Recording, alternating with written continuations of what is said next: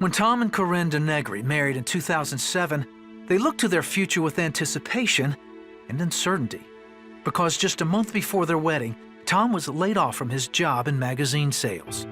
There was about a year and a half where there was zero income coming in, and that was a struggle. It drained a lot of money. It hurt. What made it more frustrating was that Corrine, a Canadian, couldn't even take a job because her U.S. citizenship hadn't been finalized. But the couple found encouragement watching the 700 Club. We needed to hear positive things, and we needed to know that God is at work, even when it looks like things are very down. Despite living off their savings, they decided to become CBN partners. I believe in CBN. I trust them taking the money out, and then I trust them to put it to good use, to do the Lord's work. They do all of that.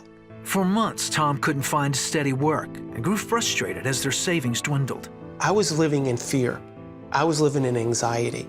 In fact, anxiety was my normal. We watched every nickel and dime we spent. We cut down everything that was not necessary. Finally, he told Corrine they needed to stop giving. That's it. We got to tighten everything up, cut all loose corners, cut all the costs, cut everything down to bare bones, including CBN, including everything. Right away, I went into prayer because that's what I know to do, is to pray and to say, God, just work in Tom's heart. Let him know that you are a provider and that when we give, you can intervene and be a part in this. That same day, Tom says he had a change of heart. First, he surrendered his financial situation to God. Then, instead of cutting out their giving, he decided they needed to give more and went online to increase his pledge to CBN. It was a major commitment when I hit that button, because I know every month $100 is being taken out. It's committed, it's done. But there was a shift going on. There was a wonderful shift that goes on, because I went from being desperate and being wanting to take money. Now I became empowered.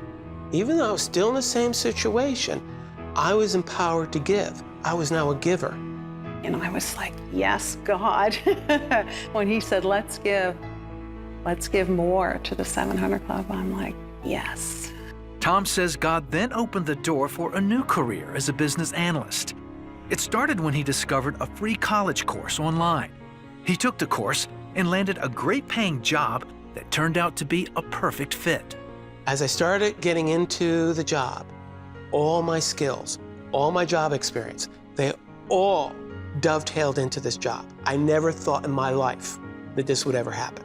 In just a few months, Tom received 3 promotions with pay raises.